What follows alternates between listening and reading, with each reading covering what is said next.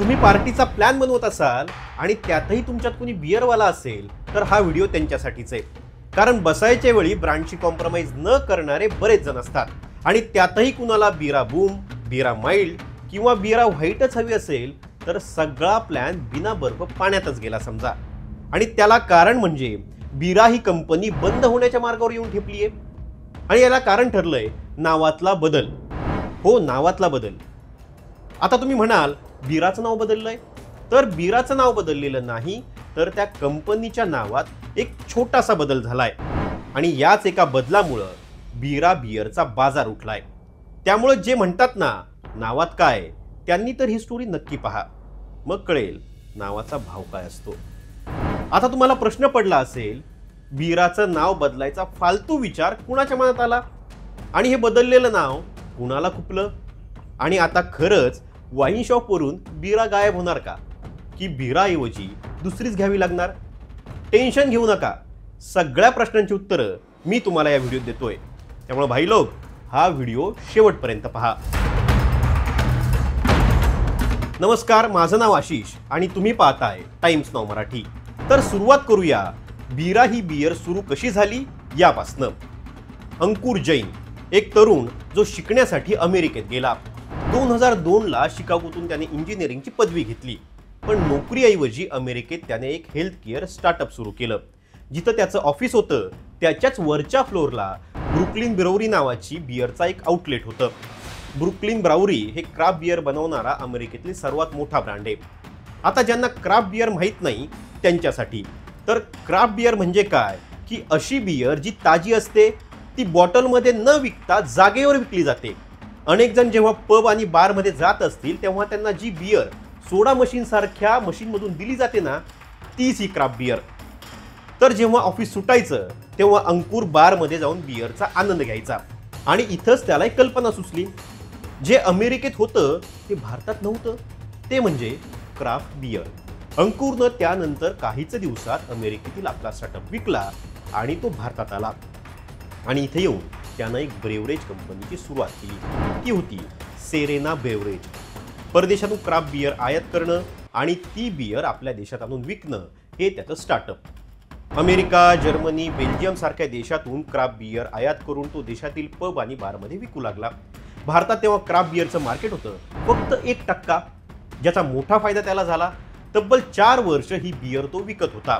या काळात ब्रेवरेज क्षेत्रातील चांगलं नॉलेज किंवा चांगलं ज्ञान अंकुरला मिळालं आणि त्यानंतर त्याने एक मोठं पाऊल उचललं, ते होतं थेट बियरची कंपनी सुरू करण्याचं। बिरा नावाचा अर्थ काय आणि ही कंपनी सुरू कशी झाली? वर्ष होतं 2015चं। त्या वर्षी अंकुर जैननं बिरा 91 ही कंपनी सुरू केली। फंडिंग करणारे होते मित्र आणि नातेवाईक आणि सुरुवातीची गुंतवणूक होती तब्बल $10 लाख। दरम्यान आता महत्त्वाचा प्रश्न, या बियरचं नाव बिरा का पडलं? तर अंकुर जैन या कंपनीचं नाव बिरू ठेवणार होता। बिरू म्हणजे काय, तर भाऊ। दक्षिण भारतात हा शब्द वापरला जातो। आपल्याकडचंच आजचं गाडी तेरा भाई चलाएगा वाला तोच भाऊ। भावाला त्यांनी बियरपर्यंत आणलं, कारण काय, तर फक्त पोराटोरांनी ही बियर विकत घ्यावी। अंकुरला बियरला अंकल लोकांचा ब्रँड बनवायचा नव्हता, पण बिरू नावाची एक जॅपनीज कंपनी आधीच होती। मग कॉपीराईटचा प्रश्न उभा राहिला, मग त्याने याचं नाव ठेवलं बिरा। आता तुम्ही म्हणाल मग पुढे 91 काय लिहिलंय, तर या अंकाचा अर्थ काय, तर 91 म्हणजे भारताचा कंट्री कोड, म्हणजेच मेड इन इंडिया। हे सगळं दाखवण्यासाठी अंकुरनं हा सगळा उपद्व्याप केला। अंकुरनं बिराच्या नावात माकड का वापरलं?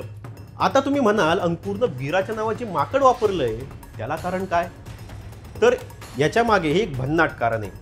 याच्या लोगोवर तुम्हाला माकड दिसतं, तर त्याला कारण म्हणजे प्रत्येक माणसाच्या आत एक माकड लपलेलं असतं, हेच त्याला दाखवायचं होतं। जे कधी लहान होतं हेच दाखवण्यासाठी अंकुरनं माकडाचा चेहरा लोगो म्हणून वापरला आणि हे माकड इतकं प्रसिद्ध झालं की लोक नावाने नाही तर माकडाचा चेहरा पाहून बियर विकत घ्यायला लागले आणि हा ब्रँड रातोरात फेमस झाला। किमतीची स्ट्रॅटेजी वापरली आणि नफ्याची हमी मिळाली। बिरा येण्याआधी बाजारात एकतर गरिबांची बियर मिळत होती, ती 100 रुपयांपर्यंत मिळायची आणि श्रीमंतांसाठीची म्हणजे जी इलिट क्लास बियर होती ती 500 रुपयांच्या पुढे होती। अंकुरनं इथंही स्मार्ट मूव्ह घेतला। त्याने या दोघांच्या मधली किंमत पकडली, ती म्हणजे 150 ते 250 रुपये। आणि या किमतीत त्यानं बिराचे अनेक फ्लेवर्स उतरवले आणि त्यामुळं सामान्य असो की इलीट सगळ्याच वर्गात बिरा गाजायला लागली. 2023च्या आर्थिक वर्षात कंपनीने 824 कोटींचा नफा कमावला. 550 शहरं, 18 देशात या कंपनीनं 90 लाख बॉटलची विक्री केली. यानंतर सिक्विया कॅपिटल इंडिया, सोफिना आणि जपानच्या किरिंग होल्डिंग यांनीही या कंपनीत गुंतवणूक केली. त्यामुळे 2023 पर्यंत कंपनीचं मूल्य पोहोचलं तब्बल $450 मिलियन पर्यंत. नावातल्या बदलानं सगळं साम्राज्य खालसा झालं. त्याचं झालं असं, सुरुवातीला ही कंपनी प्रायव्हेट लिमिटेड कंपनी होती, म्हणजे खासगी कंपनी. मात्र जशी गुंतवणूक वाढली तसे संचालक वाढले, भागीदार वाढले, तसंच कंपनीला सार्वजनिक कंपनी होणं भाग पडलं, म्हणजेच पब्लिक लिमिटेड कंपनी. आधीचं कंपनीचं नाव होतं B9 ब्रेवरेज प्रायव्हेट लिमिटेड. ते बदलून करण्यात आलं B9 ब्रेवरेज लिमिटेड. म्हणजे नावातील प्रायव्हेट हा शब्द गेला आणि इथूनच ही कंपनी कायद्याच्या कचाट्यात सापडू लागली. कारण मद्य विक्रीसाठी केंद्राच्या स्तरावर काहीही नाही, ते अधिकार राज्यांना दिलेले आहेत. प्रत्येक राज्यातील मद्य विक्रीचे कायदे वेगळे आहेत. त्यातच बिरानं हा नावातला बदल केला, त्यामुळे कंपनीचं आधीचं लायसन बाद झालं आणि कंपनीला लायसन्ससाठी म्हणजे परवान्यासाठी प्रत्येक राज्यात अर्ज करावा लागला. प्रत्येक राज्यातील महसूल विभागाची नजर या कंपनीवर पडली आणि मग काय, नवं रजिस्ट्रेशन, नवं लेबल, या प्रक्रियेत कंपनीला तब्बल 46 महिने वाट पाहावी लागली.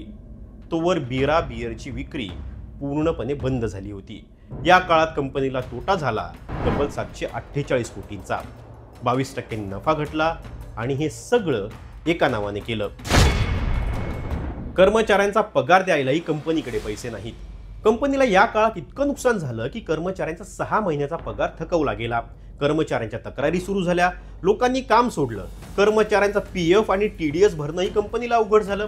तब्बल 50 कोटीहून अधिक रुपये कंपनीला देणं लागतात. जिथं आधी 700 कर्मचारी कंपनीत काम करायचे, तिथं आता उरलेत फक्त 250 कर्मचारी. गुंतवणूकदारांनीही कंपनीकडे पाठ फिरवली. ब्लॅक रॉक नावाची गुंतवणूक फर्म जी आधी कंपनीला 500 कोटी देणार होती, तिनंही गुंतवणूक थांबवली. आता बिरा कंपनीला $132 मिलियन जमवायचे, तरच ही कंपनी वाचू शकेल, नाहीतर बिराला बाय बाय म्हणावं लागेल. बिराची ही कहाणी भारतातल्या इतर कंपन्यांना इशारा आहे. कारण भारतात कंपनी कायदा इतका क्लिष्ट आहे की जर थोडंही काही बदललं तर थेट कंपनीचा बाजार उठू शकतो. बिरा हे त्याचं उत्तम उदाहरण आहे. तुम्हाला काय वाटतं, बिरा ही कंपनी बंद होईल की परत एकदा नव्या दमाने बाजारात उतरेल? अंकुर जैन आणि बिराची ही स्टोरी तुम्हाला कशी वाटली आणि तुमचे अनुभव काय? तुमच्या गावाच्या नावासह खाली कमेंट करा आणि अशाच ऑफबीट स्टोरीसाठी आम्हाला सबस्क्राईब करायला विसरू नका. धन्यवाद.